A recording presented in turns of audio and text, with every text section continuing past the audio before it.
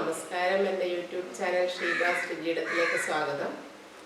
തിരുവാതിര നക്ഷത്രം എല്ലാ മാസത്തിലും ഉള്ളതാണ്. പക്ഷേ ധനുമാസത്തിലെ തിരുവാതിര എന്ന് പറഞ്ഞാൽ സ്ത്രീകളെ സംബന്ധിച്ചിടത്തോളം വളരെയധികം പ്രാധാന്യം അർഹിക്കുന്ന ഒന്നാണ്. ശിവപ്രീതിക്കായിട്ട് സ്ത്രീകൾ തിരുവാതിര വ്രതം അനുഷ്ഠിക്കുകയും അതിൻ്റെ ഭാഗമായിട്ട് തിരുവാതിര പുഴുക്ക് ഉണ്ടാക്കുകയും അതുപോലെ തന്നെ നമ്മൾ തിരുവാതിര കളിക്കുകയും ഒക്കെ ചെയ്യുന്നു. ഉറക്കം വിളയ്ക്കുക, അങ്ങനെയുള്ള കുറേ ആചാരങ്ങളുണ്ട് ഇതിൻ്റെ ഭാഗമായിട്ട്. നമ്മുടെ സുമംഗലികളായിട്ടുള്ള സ്ത്രീകൾ ദീർഘസുമംഗലികളായിരിക്കാനും അതുപോലെ തന്നെ കന്യകമാർ നല്ല ഭർത്താക്കന്മാരെ കിട്ടാനും ഒക്കെയാണ് ഈ ഒരു വ്രതം അനുഷ്ഠിക്കുന്നത്. അപ്പോൾ തിരുവാതിര നാളിൽ വളരെ പ്രാധാന്യം അർഹിക്കുന്ന ഒന്നാണ് തിരുവാതിര പുഴുക്ക്.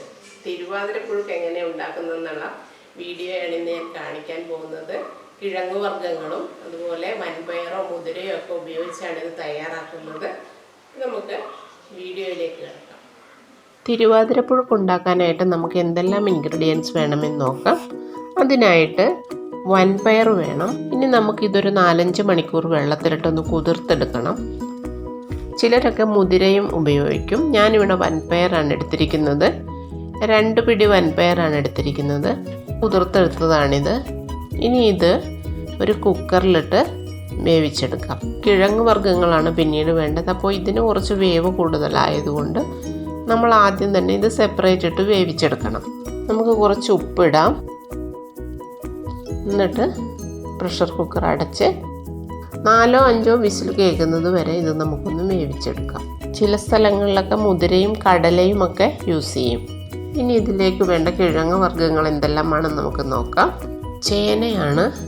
ഇതിൻ്റെ ചെറിയൊരു കഷ്ണമേ ഞാൻ എടുക്കുന്നുള്ളൂ. പിന്നെ ചേമ്പ്, മധുരക്കിഴങ്ങ്, ഇത് വൈറ്റ് കളറിലുള്ളതാണ്. ഇതുപോലെ തന്നെ റെഡ് കളറിലും കിട്ടും. കപ്പ അല്ലെങ്കിൽ മരച്ചീനി എന്നൊക്കെ പറയും. കാച്ചിൽ, ഇതും വെള്ളക്കാച്ചിലും ചുവന്ന കാച്ചിലുമൊക്കെ ഉണ്ട്. എനിക്കിപ്പോൾ വൈറ്റ് കളറിലുള്ളതാണ് കിട്ടിയിരിക്കുന്നത്. അതും ഒരു കഷ്ണം എടുക്കാം. കൂർക്ക,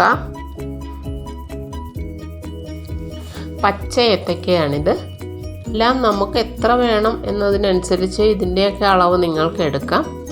ഞാനിപ്പോൾ കപ്പ ഒരെണ്ണം എടുത്തു, ഏത്തയ്ക്ക ഒരെണ്ണം എടുത്തു, അതുപോലെ തന്നെ കാച്ചിൽ, ചേന, ഇതൊക്കെ അതിൻ്റെ ഓരോ കഷ്ണങ്ങൾ, ചേമ്പ് ഒരെണ്ണം, അങ്ങനെയാണ് എടുത്തിരിക്കുന്നത്. ഇപ്പോൾ വൻപയർ ഞാൻ അടുപ്പത്ത് വെച്ചിട്ട് ഒരു 5 വിസിൽ കഴിഞ്ഞപ്പോൾ ഇതുപോലെ വെന്ത് കിട്ടിയിട്ടുണ്ട്. ഇനിയിപ്പോൾ ഇതിലേക്ക് നമുക്ക് അരിഞ്ഞു വെച്ചിരിക്കുന്ന കഷ്ണങ്ങൾ ഇടാം. വലിയ കഷ്ണങ്ങളായിട്ടാണ് ഞാനിപ്പോൾ എല്ലാം മുറിച്ചിരിക്കുന്നത്. പുഴുക്കിന് ഇങ്ങനെയാണ് എടുക്കേണ്ടത്. വെന്തുടഞ്ഞു പോവാതെ നമുക്കിതൊന്ന് കടിക്കണം ഇടയ്ക്ക്. അതിന് വേണ്ടിയിട്ടാണ് ഇങ്ങനെ വലിയ വലിയ കഷ്ണങ്ങളാക്കി ഇടുന്നത്. ഇതിൽ വേവ് കുറവുള്ളതൊക്കെ പെട്ടെന്ന് നല്ലോണം ഉടഞ്ഞു കിട്ടും. അല്ലാത്തത് കുറച്ച് വലുതായിട്ട് തന്നെ കിടക്കും. അപ്പോൾ പുഴുക്കിന് ഒരു കൊഴുപ്പ് കിട്ടാനായിട്ട് ആ ഉടഞ്ഞ കഷ്ണങ്ങൾ സഹായിക്കും. അതുപോലെ തന്നെ മറ്റുള്ള കഷ്ണങ്ങൾ നമുക്കൊന്ന് കടിക്കാനും പറ്റും. അങ്ങനെയാണ് ഞാൻ തയ്യാറാക്കുന്നത്. ഇനിയിപ്പോൾ ഇതെല്ലാം നമുക്ക് ആ വൻപയറിനകത്തോട്ട് തന്നെ ഇട്ട് കൊടുക്കാം. വൻപയർ ഒന്നും കൂടി ഇതിൻ്റെ കൂടെ ചേർന്ന് വെന്തുടഞ്ഞാലും നല്ലതാണ്. ഇനി ഇതിലേക്ക് നമുക്ക് മഞ്ഞൾപ്പൊടി 1/2 ടീസ്പൂൺ, 1/2 ടീസ്പൂൺ മുളക് പൊടി, ഇത്രയും ഒന്ന് ഇട്ട് കൊടുക്കാം. ഒരു കളറൊക്കെ കിട്ടുന്നതിന് വേണ്ടിയിട്ടാണ് ഇങ്ങനെ ചെയ്യുന്നത്. പിന്നെ ആവശ്യത്തിന് ഉപ്പും കൂടി ഇടണം. ഇപ്പോൾ ഉപ്പിട്ട് വേവിച്ചാൽ കഷ്ണത്തിനൊക്കെ ഉപ്പ് പിടിക്കുകയുള്ളൂ. അപ്പോൾ 1 ടേബിൾ സ്പൂൺ ഉപ്പിട്ട് കൊടുക്കാം. നേരത്തെ വൻപയറിന് ഉപ്പിട്ട് കൊടുത്തതാണ്, പക്ഷെ കുറച്ചേ ഇട്ടുള്ളായിരുന്നു. ഇനി നമുക്കിതിനേക്ക് ആവശ്യത്തിന് വെള്ളം ഒഴിച്ചു കൊടുക്കാം. കഷ്ണങ്ങളുടെ താഴെ വരുന്ന രീതിയിൽ വേണം വെള്ളം ഒഴിക്കാൻ. വെള്ളം ഒരുപാട് കൂടരുത്, എന്നാൽ ആവശ്യത്തിന് വേണം താനും. അപ്പം ഞാനിപ്പോൾ ഈ ഒരു ലെവലിലാണ് എടുത്തിരിക്കുന്നത്. ഇനി നമുക്കിതൊന്ന് മൂടി വേവിക്കാം.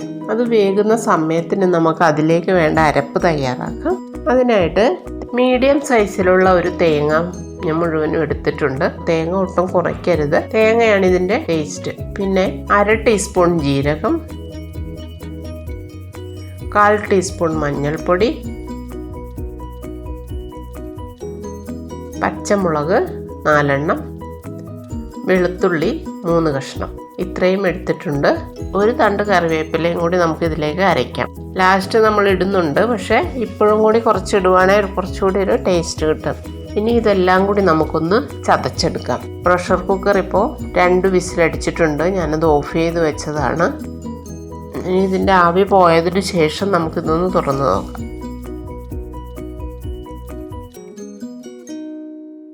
ഇപ്പോൾ നല്ലവണ്ണം കഷ്ണങ്ങളെല്ലാം വെന്തിട്ടുണ്ട്.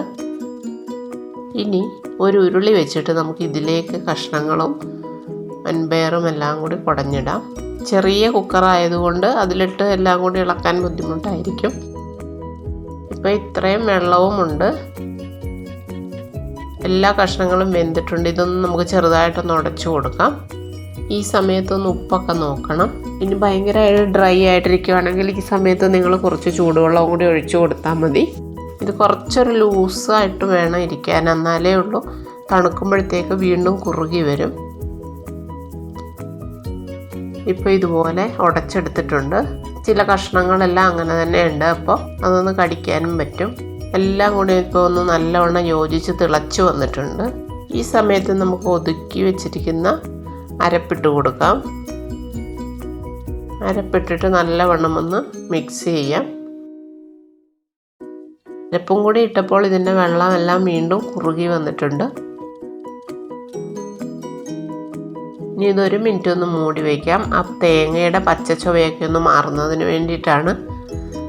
മീഡിയം ഫ്ലെയിമിലാക്കി വെക്കണം, അടി കരിയരുത്. ഇനി ഇത് നമുക്കൊന്ന് തുറന്ന് നോക്കാം.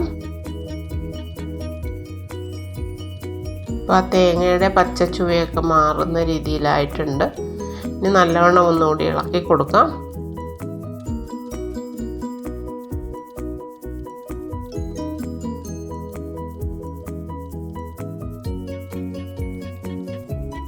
ഇനി ഇതിലേക്ക് നമുക്ക് കറിവേപ്പില ഇട്ട് കൊടുക്കാം. 4 ടേബിൾ സ്പൂൺ പച്ച വെളിച്ചെണ്ണയും കൂടി ഒഴിച്ച് നല്ലവണ്ണം ഒന്ന് ഇളക്കി ഫ്ലെയിം ഓഫ് ചെയ്യാം. ഇപ്പം നമ്മുടെ സ്വാദിഷ്ടമായിട്ടുള്ള തിരുവാതിരപ്പുഴുക്ക് റെഡി ആയിട്ടുണ്ട്. കുറച്ച് ലൂസ് കൺസിസ്റ്റൻസിയിൽ വേണം ഇറക്കാനായിട്ട്, അല്ലെങ്കിൽ അത് ഇരിക്കും തോറും കുറുകി വരും, ഭയങ്കര ഡ്രൈ ആയിട്ടിരിക്കും. അപ്പോൾ കുറച്ച് ലൂസായിട്ട് തന്നെ ഫ്ലെയിം ഓഫ് ചെയ്യണം. ചെറുകിഴങ്ങ് അല്ലെങ്കിൽ നനകിഴങ്ങ് കൂടി ഇതിലേക്ക് ചേർക്കേണ്ടതായിരുന്നു, അതെനിക്ക് കിട്ടിയില്ല. വടക്കോട്ടൊക്കെ ആണെങ്കിൽ ഇടിച്ചക്ക കൂടി ഇതിൽ ചേർക്കും. തിരുവാതിര നാളിൽ സ്ത്രീകൾ വ്രതമെടുത്തിട്ട് അത് ഗോതമ്പ് കഞ്ഞിയുടെയോ ഗോതമ്പ് ചപ്പാത്തിയുടെയൊക്കെ കൂടെയാണ് സ്ത്രീകൾ ഇത് കഴിക്കാറ്. നിങ്ങളെല്ലാവരും ഉണ്ടാക്കി നോക്കണം, അഭിപ്രായങ്ങൾ അറിയിക്കാൻ മറക്കരുത്. പുതിയ വീഡിയോസുമായിട്ട് നമുക്ക് വീണ്ടും കാണാം. താങ്ക്